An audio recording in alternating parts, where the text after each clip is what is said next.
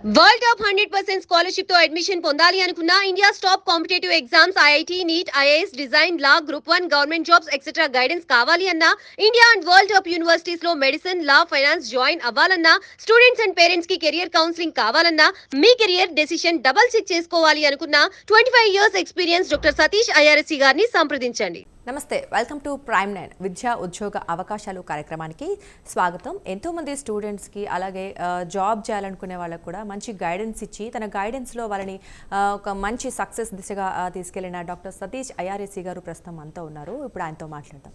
నమస్తే అండి సతీష్ గారు. ఈరోజు ముఖ్యంగా మాట్లాడుకుంటే సతీష్ గారు, మనం నీట్ ఎగ్జామ్ జరుగుతుంది దేశవ్యాప్తంగా. సో అంటే అసలు నీట్ ఎగ్జామ్ రాస్తున్న వారికి మరి మీరు ఎలాంటి సలహాలు ఇస్తారు, ఏమైనా టిప్స్ చెప్తారా?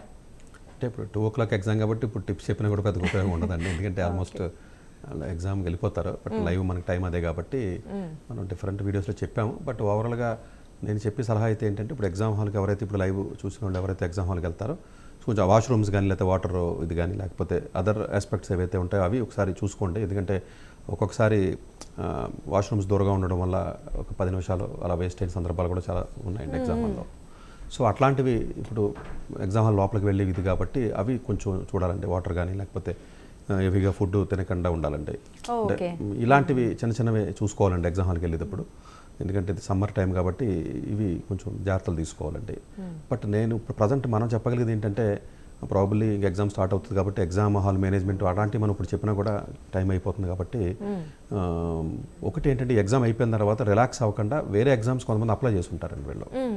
సో ఏదన్నా బిట్సాట్ కానీ ఇప్పుడు కొత్తగా బిట్సాట్లో బైపీసీ వాళ్ళకి ఉన్న అడ్వాంటేజ్ ఏంటంటే, వాళ్ళకి ఎనర్జీ అండ్ సస్టైనబుల్ డెవలప్మెంట్ అని ఒక బీటెక్ ప్రోగ్రామ్ని ఇంట్రడ్యూస్ చేశారు వాళ్ళు. సో ఇట్లాంటి బిట్సాట్ కానివ్వండి, ఐజర్ కానీ లేకపోతే ఏదైనా ఐజర్ కానీ ఇట్లాంటి వేరే అదర్ ఎగ్జామ్స్ ఏవైతే వాళ్ళు అప్లై చేశారో సియూటీ కానీ అలాంటి ఎగ్జామ్స్కి ఇదే టెంపోలో ఇప్పుడు నిన్న ఎంత కష్టపడి చదివాడో ఇవాళ ఎగ్జామ్ కదా. సో ఎగ్జామ్ అయిపోయిన తర్వాత రిలాక్స్ అవ్వకుండా రేపు కూడా మీకు అదే టెంపోతో కానీ మెయింటైన్ చేసే పరిస్థితి ఉన్నట్లయితే జనరల్గా ఒకవేళ ఇది ఏదైనా మనకి ఇబ్బంది అయినా నెక్స్ట్ ఎగ్జామ్స్లో మనకి ఏదైనా సక్సెస్ అనేది వచ్చే అవకాశం ఉంటుంది. కాబట్టి రిలాక్స్ అవ్వకుండా కంటిన్యూ చేస్తేనే ఆ టెంపో బెటర్గా ఉంటుందన్న విషయాన్ని అయితే ఇప్పుడు మనం ప్రస్తుతానికి చెప్పగలం. బట్ సరే ఆయా ఎగ్జామ్స్ ఎలా చదవాలి ఏంటనేది మనం సపరేట్గా ఆల్రెడీ వీడియోస్ మనం చేసి ఉన్నామండి. ఓకే. సో అంటే నీట్ ఎగ్జామ్లో ఇప్పుడు రిజల్ట్ వచ్చిన తర్వాత కూడా కొంతమందికి వస్తుంది, కొంతమందికి సీట్ అది మనం డెఫినెట్గా అవి ర్యాంక్ బట్టి ఇప్పుడు నీట్ ఎగ్జామ్లో రావడం రాకపోవడం అనేది మనీకి సంబంధించిన ఆస్పెక్ట్ తప్పండి. రాకపోవడం అన్న క్వశ్చన్ అలా ఇండియాలో లేదండి. అందువల్ల మనీ కేటగిరీ ఏనా బీనా సీనా లేకపోతే ఎన్ఆర్ఐ కేటగిరీయా, ఎన్ఆర్ఐ కాకపోయినా ఎన్ఆర్ఐ కేటగిరీ పెట్టేసుకోవచ్చు. ఇట్లా చాలా రకాల ఆప్షన్స్ ఉంటాయండి మెడికల్ వాళ్ళకి. సో అందువల్ల సీట్ రావడం రాకపోవడం అన్నది గవర్నమెంట్ సీట్స్ పర్స్పెక్టివ్లో ఉంటుంది తప్ప అదర్వైజ్ మీకు మనీ అనేది ఏదైతే ఉందో ఏదో ఒక కేటగిరీలో ఎక్కడో చోట సీట్ అనేది వస్తుంది తప్ప క్వాలిఫై అయిన స్టూడెంట్ కూడా ఓపెన్ కేటగిరీ సీట్ వస్తుంది. డబుల్ సీట్ అనేది అసలు ఇష్యూ కాదు ఇక్కడ మెడికల్ అనేది. సో అందువల్ల ఏంటంటే ఓన్లీ వాళ్ళకున్న ఫైనాన్షియల్ స్టేటస్కి మేబీ కొంతమంది వాళ్ళు కేటగిరీ బీకో సీకు వెళ్ళలేకపోవచ్చు. అలాంటి విద్యార్థులకి ఇంకా సీట్ రాదు కాబట్టి ఏదైనా సరే వేరే అదర్ ఆల్టర్నేటివ్స్ ఏదైనా ఆయుర్వేదం లేకపోతే వెటర్నరీ హోమియోనో లేకపోతే వేరే ఏదైనా డెంటల్ ఇలాంటి వాటికి ఏదైనా ప్లాన్ చేసుకుని వెళ్ళడం తప్ప వేరే ఆప్షన్ ఉండదు. లాంగ్ టర్మ్ కూడా అందరూ వెళ్ళకూడదు, దానికి చాలా ఫ్యాక్టర్స్ చూసుకోవాలి. ఓకే. సో అందరికీ సెట్ కాదు, కొంతమంది వెళ్ళడమే బెటర్ అంటారు. ఓకే, మన కాల్ ఉన్నారు, సతీష్ గారు మాట్లాడేద్దాం. Hello hello hello hello Rakesh గారు. Sir good afternoon sir. చెప్పండి సార్. నేను బీటెక్ సెకండ్ ఇయర్ చదువుతున్నాను సార్ గురునానక్ కాలేజీలో.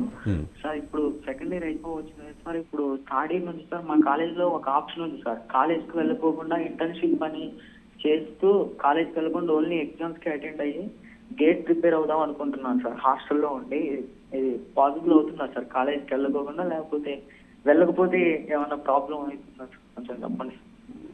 అంటే అలా కదండి, వెళ్ళకపోవడం అనేది డిసిప్లిన్కి సంబంధించింది. అలాగైతే ఇప్పుడు చాలా కాలేజెస్ ఈవెన్ అఫీషియల్గా న్యూ ఎడ్యుకేషన్ పాలసీ కానీ ఏఐసిటీ అప్రూవల్స్ ఏం చెప్తున్నాయంటే, మీరు ఏదైనా థర్డ్ ఇయర్లో కానీ ఫైనల్ ఇయర్లో కానీ వర్క్ బేస్డ్ లెర్నింగ్ అనే కొత్త కాన్సెప్ట్ వచ్చింది, అఫీషియల్గా అప్రూవ్ చేసింది ఇండియన్ గవర్నమెంట్ కూడా. సో అందువల్ల ఏంటంటే థర్డ్ ఇయర్ ఫైనల్ ఇయర్లో మీరు ఏదైనా ప్రాజెక్ట్కి ఇప్పుడు బిట్స్ వాళ్ళు ఎలాగైతే ప్రాక్టీస్ స్కూల్ అని చెప్పి వెళ్తారో డబల్ ఇంటర్న్షిప్ అంటారండి బిట్స్లో కూడా. ఈవెన్ 6 months ఉంటుంది, 1 year కూడా ఉంటుంది. ఇప్పుడు అదర్ ఇంజనీరింగ్ కాలేజెస్లో కూడా అలాంటి ఆప్షన్ ఇస్తున్నారు ఇప్పుడు వాళ్ళు. సో అందువల్ల ఏంటంటే ఇతను బయటికి వెళ్ళి చదివి లేకపోతే ఏదైనా స్వయం ప్లాట్ఫామ్ మీద చదివి క్రెడిట్స్ తీసుకోవడం కానీ లేకపోతే ఎగ్జామ్స్ వచ్చి రాయడం అనేది ఏదైతే ఉంటుందో దానివల్ల ఇతను డిగ్రీకి అయితే ఎఫెక్ట్ ఉండదండి. డిగ్రీ అనేది ఇప్పుడు ఇంజనీరింగ్ డిగ్రీస్ కూడా మీరు డిఫరెంట్ పద్ధతిలో చేసుకునే అవకాశం అనేది అన్ని రకాలు కల్పిస్తున్నారు. అది కాదు ఇష్యూ. ఇప్పుడు ఇతను ఎంత డిసిప్లైన్గా ఇంట్లో కూర్చొని ఇతను చదువుతాడు, ఇతను గేట్ ఎగ్జామ్ ప్రిపేర్ అవ్వాలంటే అది ఫండమెంటల్గా అంత స్ట్రాంగ్గా ఉండాలి కాబట్టి ఇతని దగ్గర డిసిప్లైన్ ఎంత ఉంది, ఈ కుర్రోడి దగ్గర పంక్చువాలిటీ కానీ డిసిప్లైన్ కానీ అలాగే చదివినప్పుడు అర్థం కాకపోతే మరి కొత్త సబ్జెక్టులు కదండి, మొత్తం కాలేజీకి వెళ్ళడు కదా. సో అది ఆ చదవడంలో మెంటల్గా అతను ఎంత స్ట్రాంగ్గా ఉన్నాడన్న దాన్ని బట్టి అతను డెసిషన్ తీసుకోవాలి తప్ప డిగ్రీ పర్స్పెక్టివ్లో మాత్రం అతను ఇంటర్న్షిప్కి వెళ్తున్నానని చెప్పి వెళ్ళకుండా రూమ్లో కూర్చొని చదివినా పర్లా. చిన్న చిన్న కాలేజీలో అదే చేస్తారు. ఏం ఇంటర్న్షిప్స్ అంటే ఎవడు ఇచ్చేది ఏముండదు, అది తెలియదు ఏముండదు. ఏదో పేరుకి ఏదో ఒక కంపెనీలో ఇంటర్న్షిప్ ఉందని చెప్పి చెప్తారు తప్ప మామూలుగా సిన్సియర్గా చదివినోడికి ఇంటర్న్షిప్స్ లేవు ఇప్పుడు. ఇంకా చదవకుండా ఉన్నవాడికి అన్నది పక్కన పెడదాం మనం. సో ఓవరాల్గా ఇతను అక్కడ ఉన్నటువంటి ఆ వెసులుబాటుని వాడుకుని నిజంగా కానీ ఇతను చదువుకుని, ఎందుకంటే టైర్ 3 కాలేజెస్ కాబట్టి చదువుకుని గేట్ లాంటి ఎగ్జామ్ నిజంగా క్రాక్ చేయగలిగితే డెఫినెట్గా అది మంచి ఆప్షనే. బట్ అది ఇతను ఎంతవరకు సీరియస్గా చదువుతాడు అన్నదే పాయింట్ అంతే. డెఫినెట్లీ మన థింకింగ్ కావచ్చు. అంతేనండి, అదే పాయింట్. అదర్వైజ్ ఆప్షన్ ఉంది. ఓకే అండి. ఓకే, ఇంకో కాలర్ ఉన్నారు, శ్రీనివాస్ గారు నాగర్ కర్నూలు నుంచి. హలో, నమస్తే శ్రీనివాస్ గారు. చెప్పండి, మీరు ఏ విషయం గురించి సార్తో మాట్లాడాలనుకుంటున్నారు? సార్ నమస్కారం సార్. నమస్తే అండి. సార్ మా బాబు బీటెక్ సెకండ్ ఇయర్ చేస్తుంది సార్, సిబిఐటీలో. ఓకే. డిప్లొమా చేసి BTech second year lateral entry ఉంది సార్. ఓకే. బాబుని ఫారెన్ పంపిద్దామని పై చదువుల కొరకు. ఓకే సార్ జీపీఏ కూడా బాగానే ఉంది సార్. డిప్లొమాలో 9.47 వచ్చింది. ఈ బీటెక్ సెకండ్ ఇయర్ లో 9.7 వచ్చింది సార్. ఫస్ట్ సెమ్లో. ఏ బ్రాంచ్, ఏ కాలేజ్? సిబిఐటీ అండి? CBIT sir, ECE branch. EC. Okay. జనరల్గా ఫారెన్ వెళ్ళటం అన్నది డెఫినెట్గా అతను జీపీఏ ఉంది కాబట్టి డెఫినెట్గా అతనికి చాలా అడ్వాంటేజ్ అండి. ఒక పర్స్పెక్టివ్లో ఫారెన్ వెళ్ళటం అన్నది 4-5 పారామీటర్స్ అండి బేసికల్గా. అంటే చాలా పారామీటర్స్ ఉంటాయి, బట్ తక్కువ టైం ఉంది కాబట్టి మనం సపరేట్గా వీడియోలో చెప్పాము. బట్ బేసికల్గా ఎంఎస్ అడ్మిషన్ అనేది ఒకటి దేని మీద ఆధారపడి ఉంటుంది. ఒకటి కాలేజీ బ్రాండ్ అండి, రెండోది వచ్చేటప్పటికి జీపీఏ, మూడోది వచ్చేటప్పటికి రీసెర్చ్ ఇంటర్న్షిప్స్ ఎన్ని చేసావు సమ్మర్లో. First year summer, second year summer, third year సమ్మర్లో ఎన్ని రీసెర్చ్ ఇంటర్న్షిప్లు చేసావు. జాబ్ ఇంటర్న్షిప్ వేరు, రీసెర్చ్ ఇంటర్న్షిప్ వేరు. రీసెర్చ్ ఇంటర్న్షిప్స్ ఎన్ని చేసావు. నాలుగో పారామీటర్ వచ్చేటప్పుడు ఆ రీసెర్చ్ ఇంటర్న్షిప్కి సంబంధించిన ప్రాజెక్ట్స్ ఏమైనా పబ్లికేషన్స్ వచ్చినాయా, ఆ పబ్లికేషన్ యొక్క క్వాలిటీ ఆఫ్ పబ్లికేషన్. కొంతమంది 30 పబ్లికేషన్ చేసినట్టు కూడా చూశాను నేను సీట్లు రావాళ్ళకి. అంటే ఎలాంటి మ్యాగజైన్లో పబ్లిష్ చేశాడు, అక్కడ ఉన్న ఇంపాక్ట్ ఫ్యాక్టర్ అంతా, దాని సైటేషన్స్ ఏంటి, అదొక. అంటే రీసెర్చ్ ఇంటర్న్షిప్స్ అండ్ పబ్లికేషన్స్, ఇది 4th పారామీటర్. అన్నింటికంటే ముఖ్యమైనది లెటర్ ఆఫ్ రికమెండేషన్స్. ఆ లెటర్ ఆఫ్ రికమెండేషన్ రాసి వ్యక్తి యొక్క క్రెడిబిలిటీ. ఇప్పుడు ఇండియన్ సిస్టంలో ఎలా ఉంటుందంటే ఎవరికాడ రాసుకుని పీడిఎఫ్ తీసి సంతకం పెట్టి తోసేస్తూ ఉంటారు. ఇది జనరల్గా సర్వసాధారణంగా చూస్తాం. సో అందువల్ల ఏంటంటే ఇప్పుడు ఇతనికి ఉన్నటువంటి మైనస్ పాయింట్లు ఏంటంటే ప్రాబబ్లీ వాళ్ళకి రీసెర్చ్ కల్చర్ ఉన్న కాలేజీ కాదు. అదే ఎంసెట్ కాలేజీలు అంటే ఓన్లీ బీటెక్ ప్రోగ్రామ్ మీద ఫోకస్ ఉంటుంది, ప్లేస్మెంట్ మీద ఫోకస్ ఉంటుంది తప్ప రీసెర్చ్ ఫోకస్ కాలేజీలు కాదు ఇవేమి. సో ప్రాబబ్లీ వీళ్ళకి రీసెర్చ్ ఆప్షన్ దొరకకపోవచ్చు, మంచి రీసెర్చ్ ఫ్యాకల్టీ ఏమైనా లక్కీగా ఎవరైనా ఉంటే అలా దొరికే అవకాశం ఉంటుంది. లెటర్ ఆఫ్ రికమెండేషన్ కూడా మైనస్ పాయింటే, ఎందుకంటే అంత స్ట్రాంగ్ పర్సనాలిటీ ఉన్నటువంటి వ్యక్తులు ఉండరు. అందువల్ల వీళ్ళ పేర్లు వాళ్ళకి ఎవరికి పెద్ద ఎవరికి తెలియదు కాబట్టి పట్టించుకోరు. ఇప్పుడు ఇతను చేయగలిగింది ఏంటంటే ఈ క్లాస్లో టాపర్ కాబట్టి ఈ సమ్మర్ కానీ నెక్స్ట్ సమ్మర్ కానీ ఏదైనా మంచి ఐఐటీస్ కానీ లేదా ఫారెన్ కానీ అప్లై చేసుకుని సమ్మర్ ఇంటర్న్షిప్ కూడా కొట్టాలి. కొడితే 2 పనులు అవుతాయి. ఒకటి సమ్మర్ ఇంటర్న్షిప్, రీసెర్చ్ ఇంటర్న్షిప్ ద్వారా రీసెర్చ్ పబ్లికేషన్ అయ్యే అవకాశం ఉంది, మేబీ కంటిన్యూ చేస్తే ఆ సమ్మర్ అయిపోయిన తర్వాత కూడా. ప్లస్ ఆ సమ్మర్ ఇంటర్న్షిప్లో ఉన్న గైడ్ వీడి నచ్చితే వాడు రికమెండేషన్ లెటర్ ఇస్తాడు. అంటే చూడండి, ఒకే పనికి 2 అడ్వాంటేజ్లు వస్తాయి ఇక్కడ. సో నెక్స్ట్ సమ్మర్ కూడా అదే ప్రొఫెసర్ మళ్ళీ ఇవ్వచ్చు నచ్చితే, అంతే కదండి. వీడు సమ్మర్లో చేశాడు, నెక్స్ట్ ఇయర్ కంటిన్యూ చేశాడు, అదే ప్రొఫెసర్ వర్క్ కంటిన్యూ అయింది అనుకోండి, పబ్లికేషన్ వచ్చే అవకాశం ఉంటే మళ్ళీ కంటిన్యూ చేయొచ్చు కదా. ఇతనుకున్న ఇది ఒక్కటే ఆప్షన్ అంటే ఈ ఆప్షన్ పట్టుకుని రికమెండేషన్ లెటర్ చేయాలి, పబ్లికేషన్ చేయాలి, ఇంటర్న్షిప్ చేయాలి. ఇది లీడ్ పట్టుకోవాలి ఇతను. పట్టుకుందాం అంటే ఇతనికి వచ్చే ప్రాబ్లం ఏంటి, ఇంతకుముందు రీసెర్చ్ ఎక్స్పీరియన్స్ అయితే ఆడికి ఎవరు మళ్ళీ. సో ఇవన్నీ విషయస్ సైకిల్ అండి ఇవన్నీ. అందు గురించే కాలేజీ బ్రాండ్ అనేది ఎందుకు చెప్తామంటేనంటే కొంచెం బెటర్ కాలేజీ ఉన్నప్పుడు ఏంటంటే ఓకే ఇది బెటర్ కాలేజీ కదా అని చెప్పి ఆప్షన్ వస్తుంది. బట్ అతను సిన్సియర్గా ట్రై చేస్తే ఫ్రంట్ ఎండ్లో కొంచెం అతనికి జీపీఏ ఉంది కాబట్టి అట్లీస్ట్ ఒక 50 కనీసం 100 అప్లై చేస్తే కనీసం 1 or 2 రెస్పాన్స్లు అయితే పాజిటివ్గా వచ్చే అవకాశం ఉంటుంది. నార్మల్ కేసులో 300 to 400 అప్లై చేసిన రెస్పాన్స్ వచ్చే పరిస్థితి మార్కెట్లో ఇప్పుడు లేదండి ఇంటర్న్షిప్స్కి. రీసెర్చ్ ఇంటర్న్షిప్ ఇతను అబ్రాడ్ కూడా అప్లై చేయొచ్చు. అట్లాగే ఇతను జిఆర్ఈ ఐఎల్స్ ఎలాగ రాస్తాడో 3-2 అయిపోయిన తర్వాత 4-1 స్టార్టింగ్ లో అప్లికేషన్స్ పెట్టాలి. వీళ్ళందరూ మళ్ళీ తెలియక మళ్ళీ 4-1 అయిన తర్వాత అనుకుంటారు. ప్రాబబ్లీ ఆగస్ట్ జూలైలో స్టార్ట్ అయిపోద్ది అది. అట్లా చేసినట్లయితే కొంత అవకాశం ఉంటుంది. సో ఇంకొంచెం అతను వర్క్ ఎక్కువ చేయాలి. It's not that just GPA మీద ఫోకస్ పెడితే వెళ్ళిపోయే పరిస్థితి ఉండదండి కొన్ని కాలేజీల్లో. ఎందుకంటే పర్టికులర్గా యూఎస్ లాంటి కంట్రీస్లో అసలు వాళ్ళు చాలా స్ట్రాంగ్ వెయిటేజ్ ఉంటుందండి రీసెర్చ్కి జనరల్గా పర్టికులర్గా అవి. బట్ అతనికి డెఫినెట్గా మంచి ఎడ్జ్ అయితే అతనికి ఉంది అతను వాడుకుంటే. ఓకే అండి, థ్యాంక్ యూ అండి. సో ఇంకో కాలర్ ఉన్నారు రాజమండ్రి నుంచి రమేష్ గారు. హలో హలో రమేష్ గారు, నమస్తే అండి. Sir good afternoon sir. చెప్పండి. Good afternoon sir. ఏం లేదు, మా అబ్బాయి బీస్టాక్ అవుతున్నాడు సార్ ఐఎస్ఐ ఒకటతో. ఓకే. అయితే ఏమైందంటే సార్ ఫస్ట్ ఇయర్ 1 సబ్జెక్ట్ ఉండిపోయింది. కాబట్టి మళ్ళీ ఇయర్ మళ్ళీ చదవాలంటున్నాడు. అయితే లేటెస్ట్ గా జేఈ మెయిన్స్ రాశాడు సార్, 99.12% వచ్చింది. నెక్స్ట్ ఐఐటి కూడా అడ్వాన్స్ రాస్తానంటున్నాడు. బెస్ట్ క్విట్ చేయడం బెస్ట్ అంటారా, లేకపోతే ఇక్కడ వచ్చి మళ్ళీ ఎన్ఐటీలో కానీ ఐఐటీలో చదవడం బెస్ట్ అంటారు? ఇప్పుడు ఈ సబ్జెక్ట్ అతను పాస్ అయితే ఎంత జీపీ వస్తుంది? మంచి ప్యాకేజ్ ఉంది సార్, లీస్ట్ ప్యాకేజ్ 25 lakhs ఉంది. కదండి, సబ్జెక్ట్ ఫెయిల్ అయిపోయిన సబ్జెక్ట్ పాస్ అయితే అతని జీపీఏ ఎంత వస్తుంది, పర్సెంటేజ్ ఎంత వస్తుంది, అది నేను అడిగి కూర్చొని. పర్సెంటేజ్ తక్కువే ఉంది సార్ అక్కడ, ఎందుకంటే మినిమం 35 మార్క్స్ సార్, కానీ 35 మార్క్స్ కూడా రాలేదు. కాదు, ఫస్ట్ ఇయర్ సార్, ఫస్ట్ ఇయరే. అదేనండి, ఫస్ట్ ఇయర్లో ఆ సబ్జెక్ట్ ఒకవేళ పాస్ అయితే రేపొద్దున్న ఓవరాల్గా జీపీ ఎంత వస్తుంది మిగతా సబ్జెక్టులతో కలిపితే, అది నా క్వశ్చన్. 6 అంతా ఉంది సార్, అంతే సార్. బయటకు వచ్చేయండి. ఎవరైతే ఇంజనీరింగ్ ఫస్ట్ ఇయర్ జనరల్గా ఇతనికి కదండి, వేరే వాళ్ళు ఎవరైతే ఇంజనీరింగ్ ఎలాంటి కాలేజ్ చదివినా, ఈవెన్ టెక్ మహేంద్ర వాళ్ళు, శివనాథరావు వస్తూ ఉంటారు మా దగ్గరికి. 6.5 జీపీలో ఉన్నాడు, మొత్తం మానేమంటున్నాం. ఇంకా అది పికప్ అవ్వలేదు వాడు. ఫస్ట్ సెమిస్టరే క్రూషియల్ అండి. ఎప్పుడు ఫస్ట్ ఇయర్లో పెర్ఫామ్ చేసి సెకండ్, థర్డ్ ఇయర్, ఫోర్త్ ఇయర్లో పెర్ఫామ్ చేయలేని ఎక్కడ చూడరు మీరు. ఎలాగ అలవాటు అయిపోద్ది, వాడు ఆల్రెడీ వాడు మెయింటైన్ చేసేస్తాడు అది. ఫస్ట్ ఇయర్ పెర్ఫార్మెన్స్ డౌన్ అయినప్పుడు 2 రకాల ఆప్షన్స్ ఉంటాయి. 50% ఆఫ్ ది పీపుల్ పికప్ చేసుకుని ఉండొచ్చు, 50 పికప్ చేయలేకపోవచ్చు. మరి 6.5 అన్నారంటే అది బీ స్టాట్ కాబట్టి అది థియరిటికల్ మ్యాథమెటిక్స్. అది మేబీ అతనికి అది సరిగా ఆ వర్క్ చేయలేకపోతున్నాడేమో, ఎందుకంటే అది అందరూ చదవలేరు, కొంతమంది చదవలేకపోవచ్చు. ప్రాబబ్లీ అతను 100% అతను మానేసి వేరే కాలేజీకి వెళ్ళడం బెటర్ ఆప్షన్. ఓహో, వేరే కాలేజ్. ఓకే అండి, సరే. నెక్స్ట్ కాలర్ రెడీగా ఉన్నారు, మాట్లాడేద్దాం. భాష గారు నంద్యాల నుంచి. హలో హలో భాష గారు, చెప్పండి, మీరు ఏ విషయం గురించి సార్తో మాట్లాడాలనుకుంటున్నారు? Sir good afternoon sir. చెప్పండి. Good afternoon sir. మా పాపకు 10th క్లాస్లో 576 మార్కులు వచ్చినాయి sir, government school sir. Reverification, revaluation కూడా పెట్టాను సార్. ఇప్పుడు ట్రిపుల్ సీట్ వస్తుందా, ఇంకా అప్లై చేయలేదు సార్. 28th వరకు టైం ఉందని. ఇప్పుడు అప్లై చేయాలా, లేకపోతే రీవాల్యుయేషన్ మార్క్స్ ఏమన్నా వస్తాయని వేసి చూడాలా సార్? ఇంకొకటి సార్, పాలిసెట్ లో కూడా పాలిసెట్ ఎగ్జామ్ కూడా రాసింది సార్. నియర్లీ 100+ రావచ్చు అని చెప్తుంది సార్. 10th క్లాస్ అయిందా, 12th అయిందా ఈ అమ్మాయికి? క్లియర్ గా చెప్తారా? మీ 10th class sir. 10th class లో ఎన్ని మార్క్స్ వచ్చాయండి? 576 సార్. 10th క్లాస్కి triple IT 6 years news video అలాంటివి అండి మీరు చెప్పేది? అవును సార్. జనరల్గా 576 వస్తుందండి, కొంచెం కాంపిటీషన్ అంత ఎక్కువ లేదండి. ఓసీ సార్ మాది. స్టిల్ ఓసీ కూడా ఛాన్సెస్ ఉన్నాయండి, అంటే ఉన్నాయండి, ఛాన్సెస్ ఉన్నాయి. పాలిటెక్నిక్లో ఏదైనా గవర్నమెంట్ కాలేజ్ వస్తే మీరు జాయిన్ చేయొచ్చు. 1 or 2 గవర్నమెంట్ కాలేజెస్ బాగానే ఉంటాయండి ఆంధ్రప్రదేశ్లో, చేయొచ్చు. రీవాల్యుయేషన్ కూడా పెట్టుకున్నాము, రివాల్యుయేషన్కి తర్వాత అప్లై చేయమంటారా? లేదు, డెడ్ లైన్ లోపు రివాల్యుయేషన్ రిజల్ట్ వస్తే ఓకే. లేదనుకోండి, అప్లై చేసిన తర్వాత మీరు ఎడిట్ ఆప్షన్ ఇస్తాడు, ఎడిట్ చేసుకుని మార్కులు పెంచుకోవడం. ఓకే, సో ఫస్ట్ అయితే ముందు అప్లికేషన్ అనేది ఏ రాష్ట్రానికి సంబంధించిన ట్రిపుల్ ఐటీ ఆ రాష్ట్రంలో ఉన్న స్టూడెంట్ అప్లై చేసినప్పుడు ఆ రివాల్యుయేషన్ రిజల్ట్ వచ్చే వరకు దాన్ని ఆపుతారు.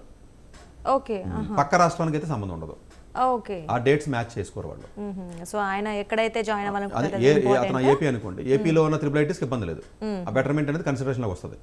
తెలంగాణ అప్లై చేసినప్పుడు ఈ డేట్స్ వేరు ఉంటాయి కాబట్టి కన్సిడరేషన్లోకి రాదు. ఓకే, సో అలాగే మనం మార్క్స్ గురించి మాట్లాడుకుంటే సార్, ఎవ్రీ టైం మార్క్స్ అనేది డెఫినెట్లీ మనం ఇండికేషన్ అని చెప్పొచ్చా? ఒక ర్యాంక్ కొట్టడానికి కావచ్చు, లేదా ఒక ఎగ్జామ్కి ర్యాంక్, కాంపిటేటివ్ ఎగ్జామ్లో ర్యాంక్ కొట్టడానికి మార్క్స్ ఇండికేషన్ అయితే కాదు, కానీ బట్ ఓవరాల్గా at every stage of the life in the career, student కెరియర్లో మార్క్స్ అనేది చాలా చాలా ఇంపార్టెంట్.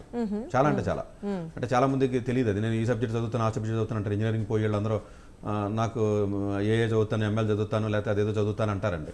ఒకటే లైన్ ఉంటుందండి సివిలో, బ్యాచిలర్ ఆఫ్ ఇంజనీరింగ్ జీపీఏ ఎంత, 9.5 9 లేకపోతే ఏదో 8 ఇలా ఉంటాయి తప్ప ఫస్ట్ ఇయర్ ఎంత ఉంది, లేకపోతే నా కంప్యూటర్ సైన్స్ ఎంత వచ్చింది, లీనియర్ ఆల్జీబ్రా ఎంత వచ్చింది, ఇట్లాంటి క్యాలిక్యులేషన్స్ ఉంటాయి. 12th ఎంత పర్సెంటేజ్, 10th ఎంత పర్సెంటేజ్ ఉంటుంది తప్ప ఇందులో ఏ సబ్జెక్ట్ తక్కువ వచ్చింది, ఎక్కువ వచ్చిందని చెప్పి తెలియక చాలా మంది పేరెంట్స్ అలా అనుకుంటారండి. అవి ఎవడో పట్టించుకోడు. 10th 12th గ్రాడ్యుయేషన్లో ఒకటే కాలం ఉంటుంది రెజ్యూమ్లో. మీరు అంత ఎక్స్ప్లెయిన్ చేయడానికి అంత అవకాశం ఆ రెజ్యూమ్లో ఉండదు. మీరు ఎక్స్ప్లెయిన్ చేసినా కూడా ఇంకా నెగిటివ్గా చూస్తారు. అంటే ఇది రాదు కాబట్టి, ఇప్పుడు వీక్గా ఉన్నది, ఇది మార్కులు తెచ్చుకోలేకపోయాడు కాబట్టి రేపు పొద్దున కంపెనీలో కూడా ఏదైనా కష్టమైన పని ఇటు చేయడు, ఈడు అసలు వద్దు అంటాడు. మీరు మార్కులు నోరు మూసుకు కూర్చుంటే ఇబ్బంది ఉండదు. ఒక దాంట్లో మార్కులు తక్కువ వచ్చినాయి అన్నప్పుడు ఓకే, తక్కువ వచ్చినాయి అన్నది అక్కడతో పోతుంది. మీరు దాన్ని ఎక్స్ప్లెయిన్ చేయడానికి ప్రయత్నం చేశారనుకోండి, ఇది టఫ్, లేకపోతే నాకు ఇది ఈజీగా లేదు, మా మాస్టర్ టఫ్గా, ఇలా ఏదైనా ఎక్స్ప్లెయిన్ చేయడానికి ట్రై చేశారనుకోండి, కంప్లీట్ నెగిటివ్ అయిపోతుంది. ఎందుకని ఓకే ఇది టఫ్గా ఉంటే చేయడు, రేపు పొద్దున జాబ్ ఇచ్చిన తర్వాత కూడా ఏదైనా టఫ్ టాస్క్ ఇస్తే కొత్తది చేయడు, ఇది నాకు వద్దు. So they always look for the కష్టంగా ఉన్నవి మన వల్ల కానివి మనకి కొంచెం ఇబ్బందికరంగా ఉన్న వాటిలో కూడా పెర్ఫార్మెన్స్ చేసితేనే హోలిస్టిక్గా చూస్తారండి. ఇక్కడే కదండి అబ్రాడ్ అడ్మిషన్స్ అయినా ఓవరాల్గా చూస్తారు తప్ప నాకు సంస్కృతిలో తక్కువ వచ్చినాయి లేకపోతే హిందీలో తక్కువ వచ్చినాయి అంటే ఎవడు ఏంటంటే అసలు. అంటే తెలియక పేరెంట్స్ చాలామంది అనుకుంటారంటే నాలెడ్జ్కి మార్కులు ఒకటే కొలత అని అడిగితే ఫస్ట్ కొలత ఇది. మార్కులు రాని ప్రతి ఒడు జస్టిఫై చేసుకునే విధానం ఉంటుంది. రానివాడు ఏం చెప్తాడు అదే చెప్తాడు, చదవడం బద్దగా ఉన్నవాడు కూడా అదే చెప్తాడు ఇంట్లో వాళ్ళకి. మార్కులతో నాకు పని ఏంటి అంటాడు. మార్కులతో కూడా పని ఉంటుంది, పని లేకుండా ఎందుకుంటే అమాయకులు ఏంటి పని లేకపోతే అట్లా ఇప్పుడు ప్లేస్మెంట్స్కి వెళ్తారు, ఇంజనీరింగ్ వెళ్తారు, 9.5 జీపీఏ వస్తేనే కొన్ని కంపెనీస్ అలౌ చేసినాయి ఈసారి. 9 కాదండి 9.5 కరెక్ట్గానే విన్నారు మీరు, ఈవెన్ ఐఐటీస్లో కూడా. మామూలుగా అయితే మొన్నటిదాకా 9 కదా, ఇంకా కొలత ఏంటి క్లియర్ తెలుస్తుంది కదా, కొలత అది. ఇంక ఇందులో కొలత లేదంటే ఎవడు చెప్తాడు అసలు. సో యూఎస్లో అంటే కాలేజెస్కి అప్లై చేయాలంటే 4 out of 4 జీపీ ఉంటుంది తప్ప కొన్ని కాలేజీలో ఎంఎస్ సీట్స్ ఎవరు, అన్లెస్ ఎక్స్ట్రాడినరీగా వేరే అదర్ ప్రొఫైల్ ఉంటే తప్ప. అందువల్ల మార్కులు అనేది ఏ రకంగా ఆలోచించినా కొలతే. అది చదవడం కొంచెం ఇబ్బందిగా ఉండి జస్టిఫై చేసుకునే విధానం కరెక్ట్ కాదు, మార్కులు అవసరమే. డెఫినెట్లీ అండి. అఫ్ కోర్స్ మన కాలర్ రెడీగా ఉన్నారు. వినోద్ గారు కామారెడ్డి నుంచి. హలో హలో చెప్పండి సార్. నమస్కారం సార్. నమస్తే చెప్పండి. నేను Vinod sir. Already last time meet అయ్యాను. మా పాప పేరు యమున. హ్యాండిక్యాప్ మీకు ఐడియా ఉండొచ్చు, చెప్తుంది తెలియదు. చెప్పండి. అయితే పాప ఫస్ట్ ఇయర్ మొన్న కంప్లీట్ అయింది సార్. హలో చెప్పండి. సార్ అదే ఫస్ట్ ఇయర్ కంప్లీట్ అయింది. అయితే 7.4 వచ్చినాయి సార్. ఒక ఎగ్జామ్షన్ వచ్చింది ఇంటర్ ఫస్ట్ ఇయర్ లో. తర్వాత ఇప్పుడు కాన్ఫ్లిక్ట్ లేదు ప్రజెంట్. మీరు ఎన్సీసీ తీసుకోమన్నారు, ఎన్సీసీ కంటిన్యూ చేస్తామండి. వినోద్ గారు కొంచెం ఆ సార్కి అర్థం అవ్వట్లేదు, మీరు క్లియర్ కట్ గా ఏం అడుగుతున్నారో అది కొంచెం క్లియర్ గా చెప్తారా? కొంచెం డిస్టర్బెన్స్ వస్తుంది, చూసుకోండి. Sir good afternoon sir. నేను వాళ్ళ మదర్ సార్, మిమ్మల్ని కలిసాం మేము. అయితే అమ్మాయికి పర్సంటేజ్ ఇప్పుడు మ్యాథ్స్ లో తక్కువ వచ్చినాయి. అయితే ఇబ్బంది పడుతుంది, చదవలేకపోతుంది. అయితే 28 మార్క్స్ వచ్చినాయి సార్. దేంట్లోనండి? 10th inter? నాకు అర్థం కదా.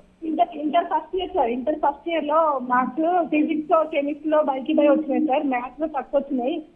అయితే గెటిన్ అవుతుందా లేదా సార్? ఐఐటి ర్యాంక్ వస్తుందా అట్లా రావాలి? ఐఐటి ర్యాంక్ కూడా పక్కన ముందు బెటర్మెంట్ రాసి అందులో మార్కులు పెంచుకోండి. ఇంకా ఐఐటి ర్యాంకులు అంటారు, నాకు అర్థం కాదు. మ్యాథ్స్ సరిగా ఇంప్రూవ్మెంట్ రాస్తుంది సార్. ఇంప్రూవ్మెంట్ రాస్తుంది సార్. రాయండి, బెటర్మెంట్ రాయించండి. సో అది ఫస్ట్ అయితే ముందు అది కంప్లీట్ చేసి ముందు అది రాసుకోవాలి కదండి. ఆ మార్కులు 24 మార్కులు వచ్చిన స్టూడెంట్ పట్టుకుని మీరు ఇంకా ఐఐటి గురించి మాట్లాడతారు, ఇది అమాయకత్వం వీళ్ళకి. అది కాదు కదా, ఫస్ట్ అందులో ఉన్న మార్కులు తెచ్చుకోండి, ఎగ్జామ్ రాసుకోండి. డెఫినెట్లీ. ఓకే అండి. ఇంకో కాలర్ పద్మారెడ్డి గారు సంగారెడ్డి నుంచి రెడీగా ఉన్నారు. హలో సార్ నమస్కారం. చెప్పండి సార్. మా అమ్మాయి సార్ ఇంటర్ బైపీసీ కంప్లీట్ చేశారు మొన్న. ఓకే. 870 వచ్చినాయి సార్ మార్క్స్. ఓకే. ఇప్పుడు రాసింది, మళ్ళీ ఇప్పుడు నీట్ రాస్తుంది సైట్ రోజు.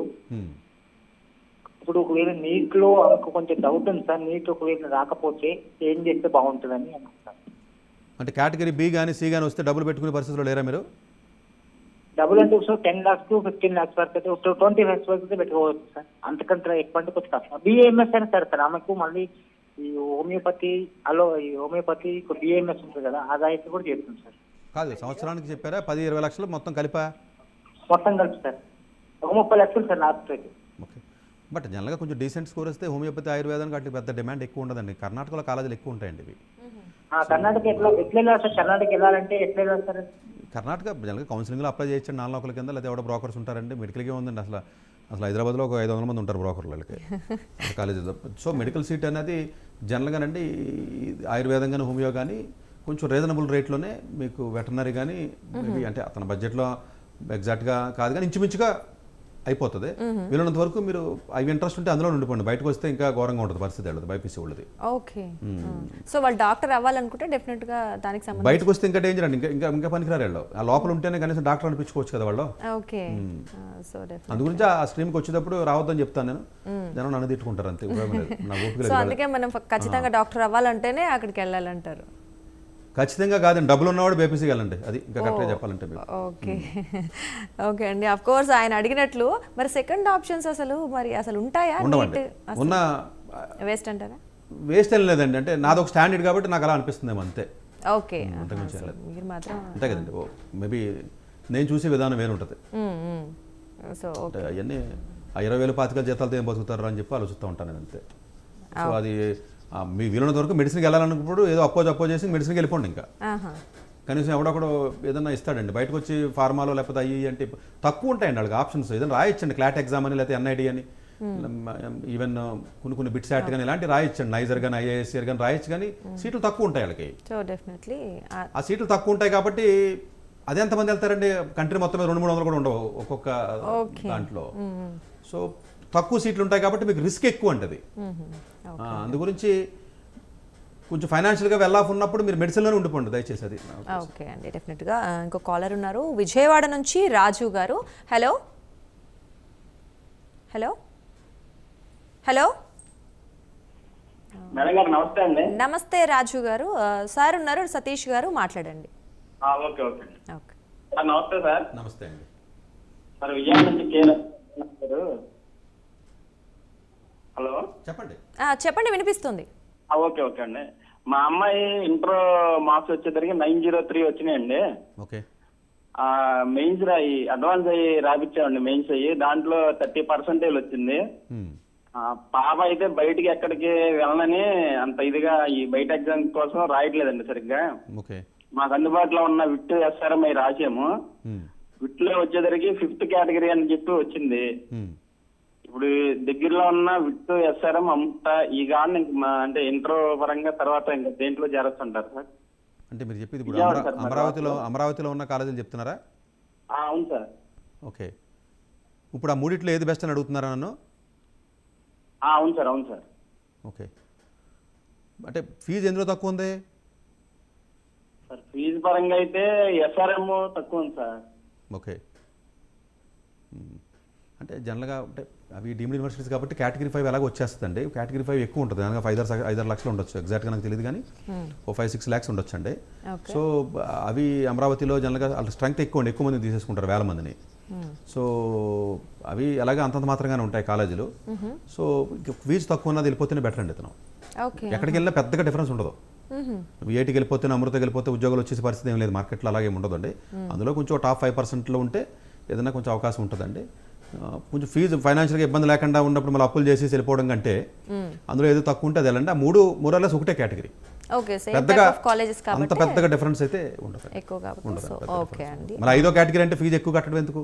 అవును, దానికంటే నార్మల్గా ఉన్న ఫీజు వచ్చింది అనుకోండి ఆ కాలేజీలో, అది బెటర్ కదా.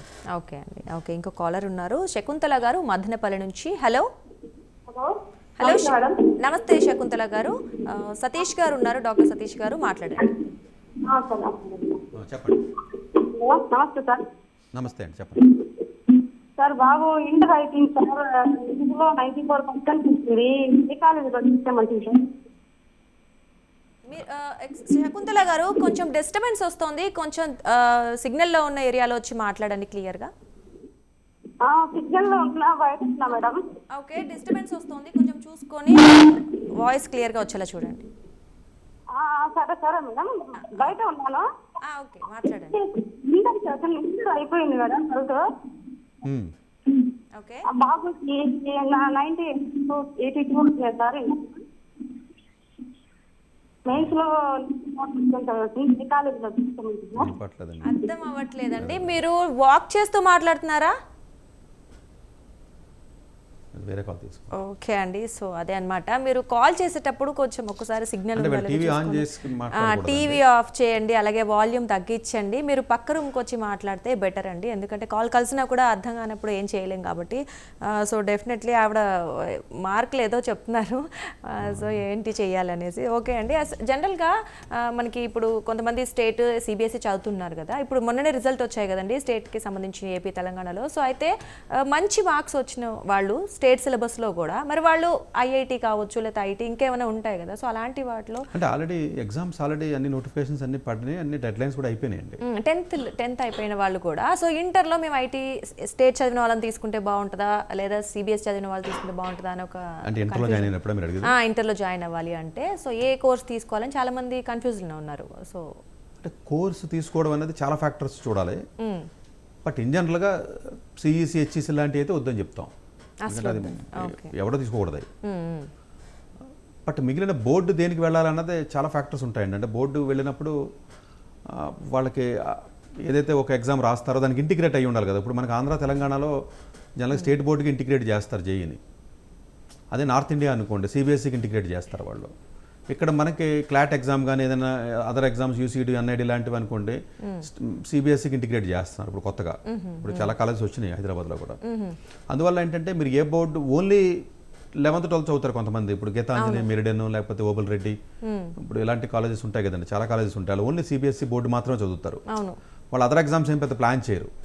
సో వాళ్ళకి మేబీ కొంత ఏమైనా అబ్రాడ్ లేకపోతే వేరే అదర్ పర్స్పెక్టివ్ ఉన్నప్పుడు అలాంటి వాటికి వెళ్ళినా మీకు ఇబ్బంది లేదండి.